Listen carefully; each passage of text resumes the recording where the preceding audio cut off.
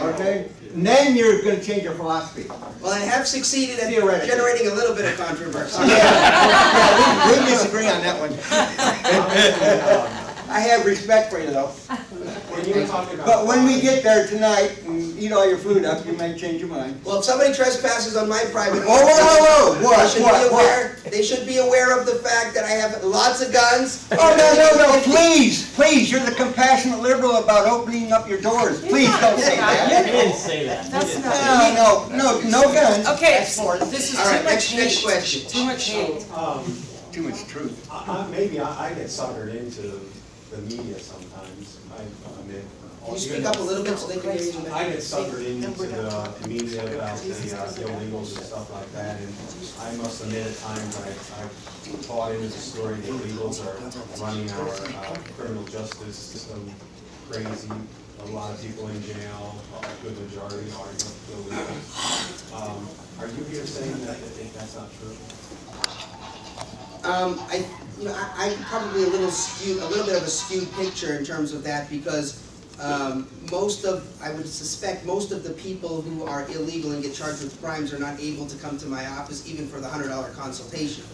However, early in my career, the first maybe 5 or 6 or even 7 years, I took contracts and represented indigent people. So I have had ample experience, and I've done thousands, literally thousands of felony defenses for people who were indigent.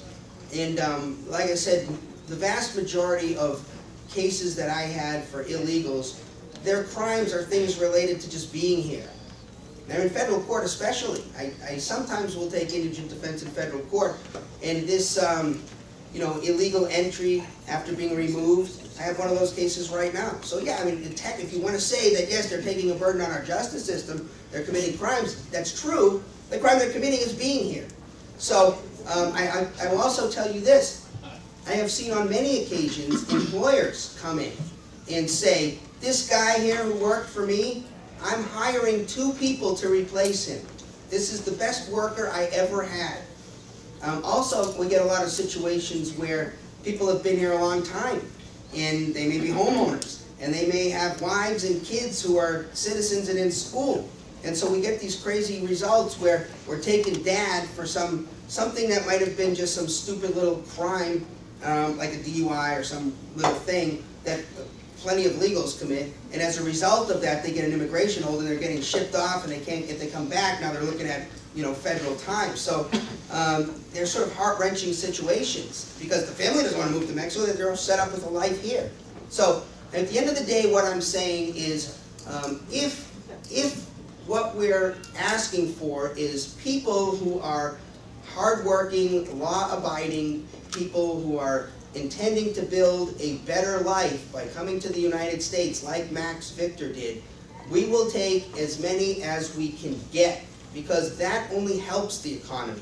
All those people who come here, they buy food, and they buy toilet paper, and they consume goods, and when they work, they pay taxes, which they shouldn't, because none of us should have to pay taxes, but they do. In fact, by the way, a lot of the people working now, illegals, they do pay taxes, and they pay into that Social Security system, of which they're never going to get a dime back. So to say that they don't contribute and pay tax, every time they buy something, they pay taxes. So I will take as much as I can get of those hardworking people.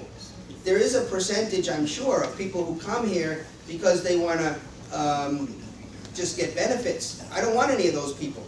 That problem is minute compared to the number of legal people here getting benefits. If we take the numbers and put them side by side, legal people getting benefits is causing me a lot more heartburn than illegal people getting benefits. So, but I will say this, you can't really talk about immigration, in my view, without talking about the related problem of the drug war, okay? To say that we have these problems with immigration that involve violence and coyotes and all these things.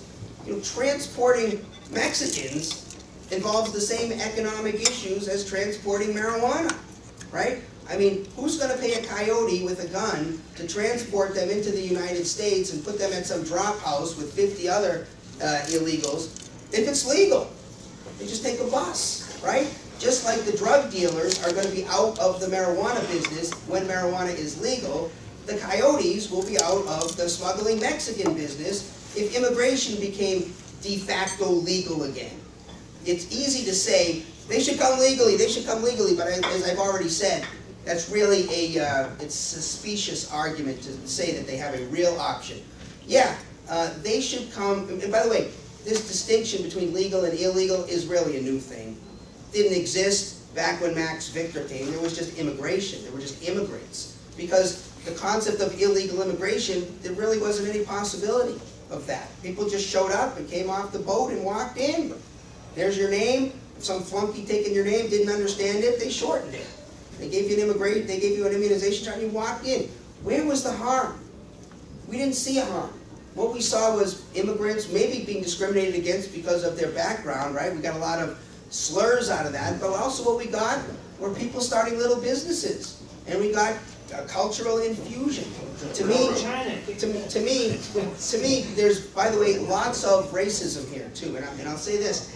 I've had more than a few calls from people who just sort of wanted to pick my brain about, Mark, aren't you upset that there's these billboards now in downtown Phoenix and they're all in Spanish? And I say, why would I be upset about that? Well, aren't you upset that they want to come here and celebrate Cinco de Mayo?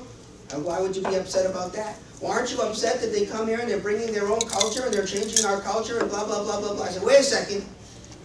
Last I checked, we are a culture of freedom. My attitude is, you come to America, you speak whatever damn language you want to speak. You celebrate whatever holiday you want to celebrate. You don't want to celebrate 4th of July? You don't have to. You don't want to stand for the Pledge of Allegiance? You don't have to. And by the way, I'll say this. This is the very first time I remember coming to this breakfast club and not having a Pledge of Allegiance. Did that stop recently? Didn't that used to be the case not too long ago? Yeah. Yeah. Well, every time I've come, I don't know if anybody has noticed, I do not stand for the Pledge of Allegiance, nor do I pledge allegiance, nor do I stand for the Star-Spangled Banner when it's played, nor do I take my hat off. Now, why do I do that? Because I can.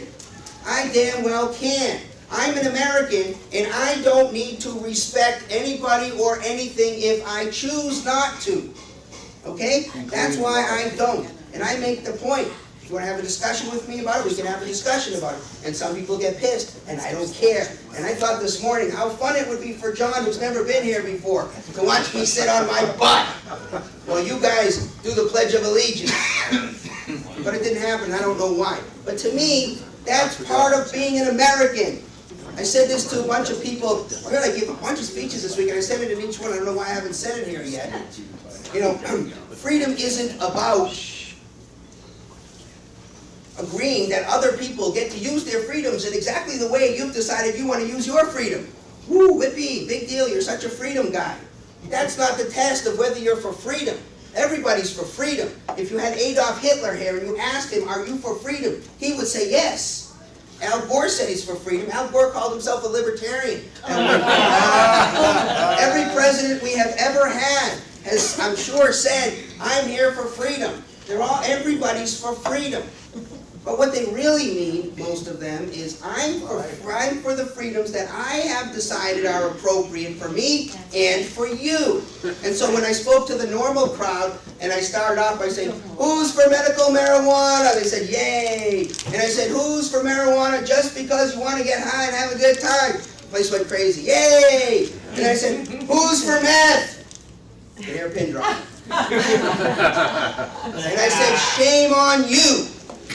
I'm here to talk to you about meth. I said, shame on you. You know why shame on you? Because you're no different than the alcohol crowd who's decided that, you know, I like alcohol. I like drinking beer. Beer's good.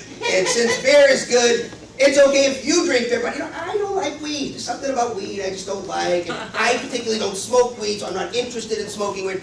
Therefore, you don't get to smoke weed either. Oh, what a freedom guy you are. You're exactly the same. You've just substituted marijuana in meth. You've said, I think marijuana's great. Everybody should get to smoke weed. I think it's great. Everybody should smoke. But I don't like meth. Meth can rot your teeth out of your face. Meth is bad for you. Meth will destroy your life, which is absolutely true. but whose life is it to destroy? That's the part of freedom that's dark. That's the part of freedom that separates the men from the boys. Are you a man or are you a boy? Because if you're a boy, then you can support all the little wimpy freedoms that you think are perfectly fine. But if you're a giant for freedom, I sometimes will call that person an American. That means you can tolerate the notion that other people get to use freedoms, their body, their property, in ways you absolutely despise, ways you hate, things you find absolutely disgusting and immoral. But you know what? You're big enough to say, guess what? They're their property, it's their body. You might say, and I spoke to Bumper Hornberger. Who knows Bumper Hornberger? Good friend of mine, very religious guy. We don't see eye to eye on that, but a good libertarian. Bumper will tell you prostitution, immoral, disgusting, bad, terrible, should absolutely be legal. Why? Because he's a man of freedom. He recognized, he may try to talk you out of it, as I would if you wanted to use meth. Please don't misunderstand anything I'm saying. Meth is bad. I see no reason. I've had lots of people I've represented on meth. The vast majority of them very screwed up. Meth will destroy your life. Meth will kill you. Meth will ruin your life. I will work as hard as I can, if you're one of my friends, to talk you out of using meth. But I will never take your meth away from you. I may tell you in my house you can't use meth, because I'm the iron-fisted dictator of my house, with my woman. And Council, I'd like to remind you that the second they cross over that border down there, they're no longer law-abiding. All right. Okay? Neither were the Jews who refused to go to the prison camps. That has nothing to do with That has everything to do with what you're talking about. The law is flat wrong No, that has sometimes. nothing to do. You're raising up a false flag here. Whoa. The law is law, damn it. All of the pot smokers are not law-abiding. Should they go to prison? Stop raising that Jewish thing there, Mr. G, because that has nothing to do with this section. I just raised marijuana. Should all the pot smokers go to It's a false prison? operation for you. What about the pot And you're dealing smokers? on emotion. No, what Yes, you are. about, let's have a rational discussion about the lawbreakers called pot smokers. Should they go to prison? If it's breaking the law, It is no, I don't breaking think the they should go to prison. What? It's But- breaking the law. But what you're advocating is anarchy. If you open the borders the way you say you want, every Mexican in Mexico would be here. How do you think that would change America then? We'd have a lot more Mexicans and I'd be thrilled. I know you would. I'm sure you would be. We'd have much better chorizo. We'd have a lot more A Americans lot more too. Mary worship. There'd be a lot of There's the point- Mexican. There is a point I'm making in there, which is this. Look, not following the law, any law, engenders risk. You can be sent to bad places and bad things can happen to you. But it's a mistake to equate legal with good and illegal with bad. We hope they line up. Sometimes they do, maybe even most of the time, but they don't always line up. As Martin Luther King pointed out in his letter from Birmingham jail, there are unjust laws, and he refused to follow them. We have a long start history of people in our country, heroes. Some of them we could call maybe, I don't know, the founding fathers, treasonous, violent revolutionaries who refused to follow the law. People who took tea and had the gall to dress up as Indians and call themselves the Sons of Liberty and take the tea and break the law by throwing that tea overboard, risk being hanged. Those are lawbreakers, my friend. And you know what? This country was started by a bunch of violent revolutionary lawbreakers. And my only point in all this is, when we stop evaluating the law, and our analysis goes only so far as to say what's legal and what's illegal, shame on us, because we're no better than any other culture. What I'm saying is,